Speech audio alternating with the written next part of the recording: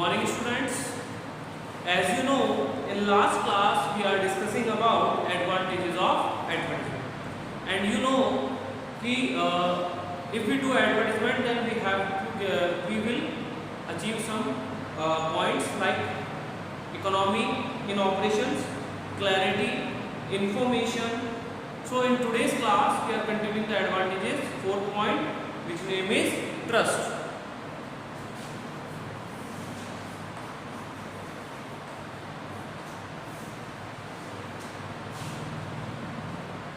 Trust means the manufacturer cannot stay in touch with all the consumers personally.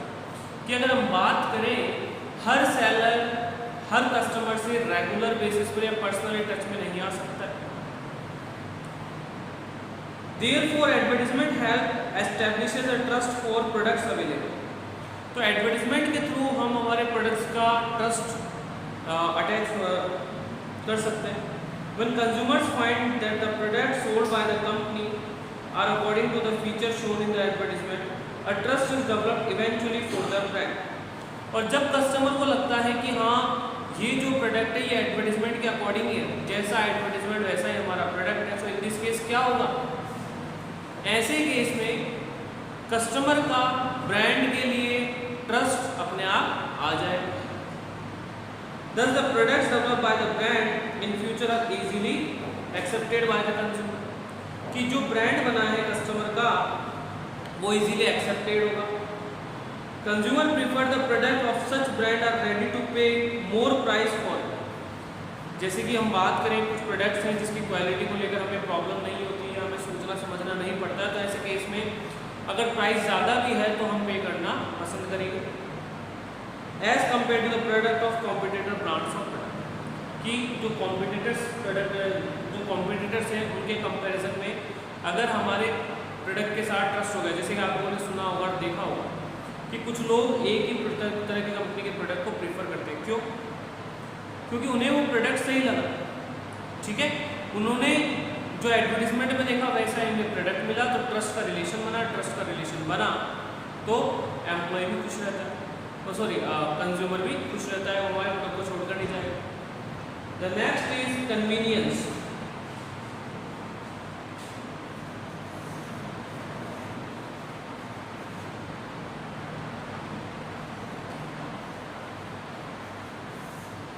Convenience का मतलब होता है easiness. Advertisement help build the brand image which is more important for increasing sales. कि सबसे बड़ी बात है कि जो एडवर्टीजमेंट है इससे हमारे ब्रांड की इमेज बनेगी, जो कि आज के टाइम में सेल इंक्रीज करने के लिए बहुत ज़रूरी है. A good brand provides enough convenience to the consumers and they do not feel the need the reassess the brand every time. कि एक बार अगर आपने एडवर्टीजमेंट कर दिया और आपके ब्रांड की इमेज बन गई तो कस्टमर हर बार आपके ब्रांड को असेस नहीं करेगा, वहाँ बंद करके आपको विश्वास कर लेगा. They think of purchasing this product, क्योंकि उसने एक अच्छी इमेज वाली कंपनी के प्रोडक्ट को परचेज करने का काम किया. Next is freedom of choice.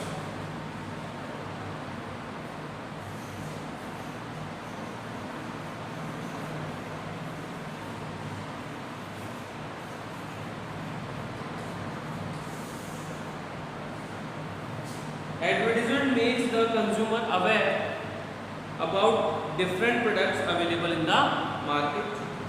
Thus, consumer have a variety of products to choose from. जैसा कि हम लोग देखते हैं, चाहे सोप हो, चाहे फ्लोर हो, मतलब आटा हो अपना, या किसी भी तरह का हमारे रूटीन का हो, या ऑटोमोबाइल हो, मोबाइल्स हो, there are so many advertisements. ठीक है, अलग अलग प्रोडक्ट्स के अलग अलग एडवर्टीजमेंट्स होते हैं. Thus consumer have a variety of product to choose the. तो जितनी वैरायटी है उसमें से वो एक प्रोडक्ट को चूज कर लेगा. If the use of come particular brand doesn't satisfy their need, they have many option to choose from and satisfy their needs. ठीक है, अगर उन्हें किसी पर्टिकुलर ब्रांड से सेटिस्फाई नहीं हो पाते हैं तो कंज्यूमर को एक बेनिफिट ये मिलता है कि जो नंबर ऑफ ब्रांड्स हैं, नंबर ऑफ प्रोडक्ट्स अवेलेबल है, उनमें से कोई एक का सिलेक्शन कर लेगा. The above point reflect the significance of advertisement for our life and helps us understand why this method has been able roots deeper in the present social sector. इतने सब पॉइंट डिस्कस करने के बाद हमें पता लग जाता है कि आज के टाइम में एडवर्टीजमेंट की वैल्यू कितनी है, या कितना बेनिफिट मिलता है एक ऑर्गेनाइजेशन को। Is it clear everyone? Is it clear? So these are the advantages of advertisement. Now we are discussing about disadvantages or demerits of advertisement.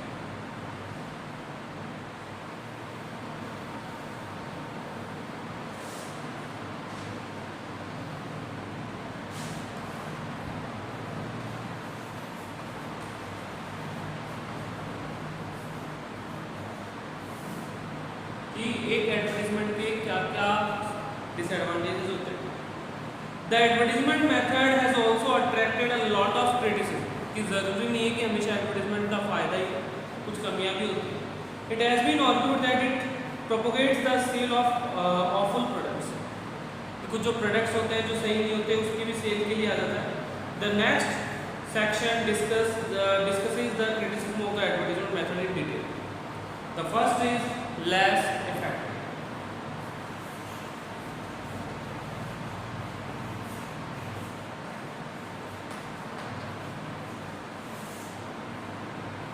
Less effective means advertisement is a non-personal form of communication. जैसा कि हमने पढ़ा, आमने सामने नहीं होते हैं producer और consumer. It has been considered less effective than personal selling, and audience cannot compel to pay attention every time advertisement broadcasted or displayed. ध्यान से समझना, जरूरी नहीं है कि हमने जो एडवर्टीजमेंट कर रखा है उस पर कस्टमर हर बार ध्यान दे ही। पर्सनल सेलिंग में क्या होता है कि सेलर और कंज्यूमर का दोनों का डायरेक्ट इंटरेक्शन होता है, तो इसमें हम डायरेक्ट कंज्यूमर को मोटिवेट कर सकते हैं, एनकरेज कर सकते हैं, उसके एक्सप्रेशंस को मेज़र कर सकते हैं। मतलब कुल मिलाकर हम मेज़र कर सकते हैं कि वो पोटेंशियल है या नहीं है, वो खरीदना चाहता भी है या नहीं खरीदना चाहता। बट इन एडवर्टीजमेंट हमारे सामने नहीं होता कंज्यूमर, तो कोई गारंटी नहीं कि कंज्यूमर हमारे एडवर्टीजमेंट पर ध्यान देगा या नहीं देगा, हर बार तो लेस इफेक्टिव होता है। Second is defective sales organisation.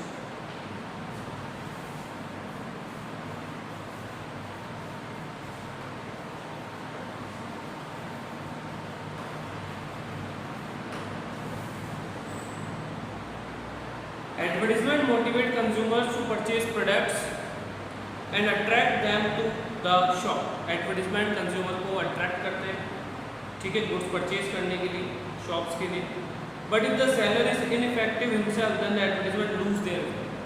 But seller में खुद में efficiency नहीं है वो product sale करने की, तो वो customer के लिए less, मतलब एक ट्रेडर के लिए less effective हो जाएगा अगर आप consumer को convince नहीं कर पा रहे. Like advertisement shop तक लेकर आ जाएगा, लेकिन शॉप तक आने के बाद का जो काम होगा वो पर्सनल सेलिंग रिटेलर को करना होगा। अगर वो इफेक्टिव नहीं है तो एडवर्टीजमेंट भी लेस इफेक्टिव हो जाएगा, या एडवर्टीजमेंट का कोई मतलब नहीं रहेगा। Is it clear?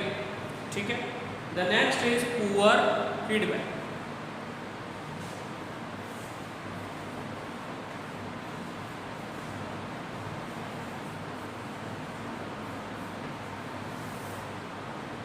Poor feedback का मतलब how much effective has the advertisement been, कि एडवर्टीजमेंट कितना इफेक्टिव है। Is a difficult question to answer, बहुत ही difficult question, since there is no means of assessing and record its effectiveness. क्योंकि हम बात करें कि एक्चुअल में कस्टमर को कितना पसंद आया ये हमें कभी पता नहीं चलता, and there is no means of assessing record its effectiveness as soon as it is seen by the consumer, lack of immediate feedback. For example कि किसी कंज्यूमर को कितना पसंद आया हमें ये नहीं पता चल पाता, ठीक है, या हम उससे फीडबैक लेते हैं तो वो सही देगा फीडबैक, इसकी भी कोई गारंटी नहीं है। इसका मतलब हमें कभी पता नहीं चलेगा कि हमारा एडवर्टीजमेंट का मीडिया सही है या नहीं। Next is lack of appropriate media. Lack of appropriate media का मतलब है कि हमें हमारे और कस्टमर के बीच में मीडिया होता है। दो मीडिया पढ़े थे हमने, इंटरनल और एक्सटर्नल, ठीक है। जो इंटरनल है वो हमारे घर में या हम किसी एक पर्टिकुलर प्लेस में वहाँ जो हो रहा है वो इंटरनल है। एक्सटर्नल हमारा जो घर के बाहर है, किसी पर्टिकुलर प्लेस के बाहर जो हो रहा है वो एक्सटर्नल है। अब सबसे बड़ी प्रॉब्लम ये आ जाती है, while choosing the advertisement media the cost of using that media, nature of product and nature of purchaser should be kept into focus. For example कि अगर हमारा जो प्रोडक्ट है वो फार्मर्स के लिए है या पुअर क्लास ऑफ पर्सनस के लिए है, तो अगर हम न्यूज़पेपर में एडवर्टाइजमेंट देते हैं तो वो उनके लिए काम ही नहीं है, वो एप्रोप्रिएट मीडिया नहीं है। क्यों? कोई गारंटी नहीं है कि वो लोग न्यूज़पेपर पढ़ेंगे ही पढ़ेंगे। ठीक है, कुछ लोग उनमें से most of the person newspaper को प्रीफर ही नहीं करते हो, तो ऐसे केस में हमें एप्रोप्रिएट मीडिया नहीं होने की वजह से हमारा एडवर्टाइजमेंट इनफेक्टिव हो जाएगा।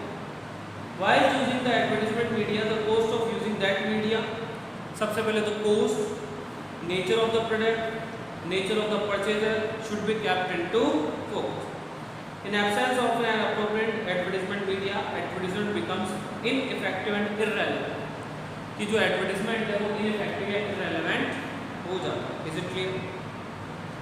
The next is low quality products. Simple सी बात है कि अगर हमारे प्रोडक्ट की क्वालिटी लो है तो कितना भी अच्छा एडवर्टाइजमेंट क्यों ना कर दें, हम कस्टमर को ज़्यादा टाइम के लिए कहते हैं ना मिसगाइड नहीं कर सकते। फॉर एग्जांपल हमने एडवर्टाइजमेंट बहुत अच्छा दिखा दिया लेकिन हमारी जो प्रोडक्ट है उसकी क्वालिटी अच्छी नहीं है, तो कस्टमर क्या होगा? डिमोटिवेट, मतलब एक बार खरीद लाएगा तो फिर उसके बाद कभी हमारे प्रोडक्ट की तरफ आएगा ही नहीं। If the product is of low quality it will eventually loss in competition. आप कंपटीशन में वैसे पीछे चले जाओगे। It is only one the advertisement can help the sellers sell such product. तो बाय वे ऑफ एडवर्टाइजमेंट आप product को sell कर सकते हो। In the long run products can not be sold using misleading advertisement, क्योंकि consumer पागल नहीं है, आज का उसको मार्केट की पूरी इन्फॉर्मेशन होती है। एक बार एडवर्टाइजमेंट से मिसलीडिंग प्रोडक्ट आप सेल कर सकते हो लेकिन लॉन्ग रन में आप इसे सेल नहीं कर सकते। Next is lack of flexibility. Advertisements are designed according to particular standard. It is not possible to customize advertisement according to every consumer or prospects. कि हम बात करें कि एडवर्टीजमेंट जो है वो डिज़ाइन किए जाते हैं कुछ स्टैंडर्ड को ध्यान में रखते हैं, लेकिन हर कंज्यूमर के स्टैंडर्ड के हिसाब से हम एडवर्टीजमेंट बना सके ये भी ज़रूरी नहीं है। फॉर एग्जांपल कि हर कंज्यूमर की अपनी एक आइडियोलॉजी होती है, अपनी एक सोच होती है, तो उसके अकॉर्डिंग हम प्रोडक्ट बनाएं और दें, ये पॉसिबल नहीं। सेलर्स मार्केट, अब देखो ध्यान से समझना, कुछ प्रोडक्ट ऐसे होते हैं जहां आज भी लिमिटेड नंबर ऑफ सेलर्स है, यहाँ जहाँ एडवर्टीजमेंट करने की रिक्वायरमेंट नहीं होती। For example liquid petroleum gas, LPG gas की जो एजेंसीज वगैरह आप लोगों ने उनके एडवर्टीजमेंट नहीं देखे होंगे, सेलर्स मार्केट है कंप्लीट। ठीक है, तो ऐसे केस में एडवर्टीजमेंट का कोई मतलब नहीं होता है। In a situation of seller's market, seller doesn't need to make extra effort to sell their product. The demand for products come naturally. अपने आप डिमांड आ जाती है, for example LPG and kerosene. The next is product with inelastic demand. Inelastic demand means कि जिसकी demand fluctuate नहीं होती है, जैसे कि सॉल्ट, नमक। ठीक है, कि ऐसा नहीं होगा कि सस्ता होगा तो ज़्यादा खाने लग जाएंगे लोग या महंगा होगा तो कम, उसकी जो डिमांड है वो फिक्स होती है सॉल्ट की। ठीक है, इनइलास्टिक का मतलब जो चेंज नहीं हो सकती या बहुत कम चेंज होती है। तो ऐसे केस में हम हमारे प्रोडक्ट का एडवर्टीजमेंट कितना भी कर ले वो थोड़ा कम इफेक्टिव होगा या प्राइस का ज़्यादा इफेक्ट नहीं होता इस तरह की डिमांड के ऊपर। ठीक है, तो there is no effect of advertisement for such product. तो ऐसे प्रोडक्ट का कोई एडवर्टीजमेंट पर इफेक्ट नहीं होता। And the last is advertisement against interest, tradition and feeling of general public. कि कुछ चीज़ें ऐसी हैं जो जनरल पब्लिक के अगेंस्ट में होती है, जैसे कि लिकर की हम बात करें, अल्कोहल की हम बात करें, तो कुछ चीज़ें ऐसी होती हैं जो हमारे सोसाइटी के ट्रेंड के बियॉन्ड चली जाती हैं। जैसे कि आपने कभी लिकर का एक डायरेक्ट एडवर्टीजमेंट नहीं देखा होगा, सोडा का देख लेते हैं, लेकिन सोडा सिंपल सी बात है खाली तो लिया नहीं जाता। इससे एग्जाम्पल हमारी कुछ फीलिंग्स से जुड़ा हुआ होता है। ठीक है, जैसे कि कुछ नॉन वेजिटेरियंस हैं, अब जो ब्राह्मण हैं या जो हिंदू हैं वो अगर वेजिटेरियंस हैं, तो आपने जो नॉन वेजिटेरियन का जैसे KFC का एडवर्टीजमेंट आया तो उसके लिए उसकी कोई वैल्यू ही नहीं है।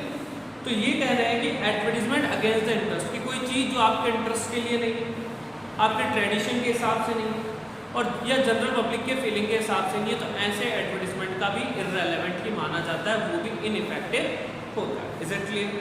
So student, in today's class we have discussed disadvantages and advantages of advertisement. The remaining topic will be discussed in the next class. If you have got any doubt related to these topics, you can ask through WhatsApp. Thank you, students.